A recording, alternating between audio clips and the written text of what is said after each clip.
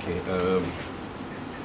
I think everybody knows that PAS is an Islamic party. So, obviously, being an Islamic party, we are convinced of the virtues of the Islamic way of life, and that includes also the Islamic legal system, which includes Hudud. So Pakatan Rakyat is made up of 3 different parties, each one having their own ideology and their own perception of what a struggle for justice is all about. So what's important is that although we have different ideologies, but when we govern based on the basis of consensus, and we will take into consideration the opinions of all parties, right? But it's important that everyone respects each other's stand and ideological viewpoint on all issues, right? So consensus can only be achieved, obviously, if we understand the stand of each party, and at the same time we also understand the views and the aspiration of the society. So in its long struggle, PAS has always been working to convince the Malaysian public, particularly the Muslims, that Hudud or the Islamic legal system, of which Hudud is just a small part, right? The Islamic legal system should be implemented, and that it is just. And if in states such as Kelantan and Terengganu, where there is a overwhelming majority of Muslims, and they wish to see the Hudud system or the Islamic legal system implemented, and you can have a referendum to verify that, then I think all the parties within Pakatan Rakyat should also acknowledge and respect the wishes of the public. So this is the how do you say, like a balancing act, or a situation which how do you say, ensures or not to say ensures lah, but dictates the action of Pakatan Rakyat. The individual ideologies of all 3 parties, but at the same time the wishes of the general public. I do not think that the DAP should present itself as a party which is totally opposed to the Islamic legal system, which includes the Hudud, and especially so if that is the wish of the public in the states of Kelantan and in the state of and Terengganu. I mean, if that is what the public wishes for, then I think the DAP should how do you say, respect the wishes of the Muslims to see the Islamic legal system implemented on the Muslim society. Because we must always never lose the fact that what's being talked about is the implementation of this legal system on the Muslim community, specifically. So I do not think that the DAP should present itself as a party that wants to prevent the Muslims from implementing the Islamic legal system upon themselves, if that is the wish of the Muslim community in the states of Kelantan and Terengganu, for example. So similarly, PAS also cannot be seen to be a party that is adamant that we want to implement the Islamic legal system irrespective of what the society wants. Obviously, it's a process, and all the parties work to convince the Malaysian public of what should be the direct or the course of their development, right? What should be the direction of their development, right? So this is something I think we should all take into consideration now. So as to whether the Malaysian society is ready for the implementation of Hudud or otherwise, that's up to the public to prove lah.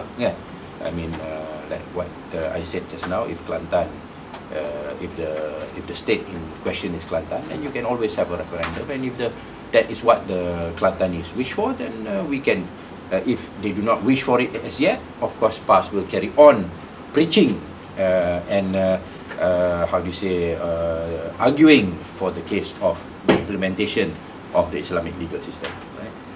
So it's a process lah. It's not something which, okay, we come to power straight away we implement. You know, if people don't want it yet, then we don't impose it, but we will work towards it. Yeah? We will try to convince the people. I mean, that's what democracy is all about. Yeah.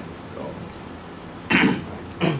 Do you think that the Hudud issue that have been politicized, that it mislead from its true meaning? Yeah, I think when it was raised by Dr. Mahathir, then basically he's hoping that PAS and the DAP will get into a serious conflict, yeah, and hopefully, I suppose, as far as he's concerned, it will lead to a crack within the Pakatan Rakyat, and at the same time drive the non-Muslims and the more liberal Muslims away from Pakatan Rakyat, because of he knows that PAS will stand by the Hudud and by the Islamic legal system, irrespective, yeah, of what is being said. Yeah. So it's been politicized, and it's been politicized because the elections are near, and we can always tell when the elections are around the corner, because what will happen is that the issues which are in inverted commas sensitive will be raised by the UMNO and Barisan Nasional in order to make sure that Pakatan Rakyat will be uncomfortable and probably get into arguments, and it will affect the support from the Muslims and the non-Muslims and so on and so forth. What's important for everybody to remember is that in the final analysis, we will work based on consensus, and the consensus will also take into consideration what the society wants to see. Right? So if they do not want the Hudud system as yet, PAS will respect that, but at the same time PAS will try to work and convince the society to see the justice within that legal system and accept it in the future. If the society wishes for it, then I hope the DAP will respect the wishes of the society, and then when we discuss it at the Pakatan Rakyat level, we will come to a consensus bearing in mind what the society wants. Yesterday, PKR Secretary General Saifuddin Nasution claimed that the issue of Hudud have been started and manipulated by the government itself. What is your opinion on that? Yeah, I agree completely. It's UMNO has never been serious and has never been sincere in its talk about the Hudud law or the Islamic legal system as a whole, and they've clearly stated their stand when after making all this how do you say nice statements about the Hudud and how we also believe it is good by Mahyudin, then in the final development of the issue, Najib comes up and says that it's not suitable. Yeah? So I think that's a very dangerous statement for a Muslim Prime Minister. He should not say that the legal system is not suitable or not how do you say it's not conducive for it to be implemented. What you should say is that the legal system is how do you say, it's a divine system, and we have to develop the society and to increase the understanding of the society so that they will understand the wisdom behind the system and agree to for it to be implemented. But it's it's something that we're working towards. That would have been a safer statement from a Muslim Prime Minister, but unfortunately he made that statement, and I'm not very sure whether he himself understands the Hudud laws, because they are very limited, and they are is only a small part of the total Islamic legal system. So when they raise the issue in order for us to argue, then in the end they take the safe so-called safe exit by saying that we agree, but it's not yet suitable. Yeah. So it's political issue for the sake of seeing the parties with the Pakatan Rakyat arguing amongst themselves. Right, next question. What is your comment about Mak Sabu's statement of Mak Indra? Do you think that it is fair to discredit left wing in the history of Malayan independence struggle? Yeah, I think basically what Mak Sabu was saying is that there are a lot of facts in the Malaysian history which have not been highlighted in our textbooks, and it gives a very one-sided view of our history and the struggle for independence. And what he has requested for is for it to be studied and probably rewritten free of any political interference. Obviously, history is written by the victors, and when the British were in power, Tok Janggut, Datuk Bahman, Mat Kilau, all were renegades and all were guilty of treason. But when we got our independence, after a few years, we rewrote that, and we acknowledged the the contribution of people like Tok Janggut and Datuk Bahman and Mat Kilau and so on and so forth, and we acknowledge them as heroes, right? Fighting against the British. Yeah.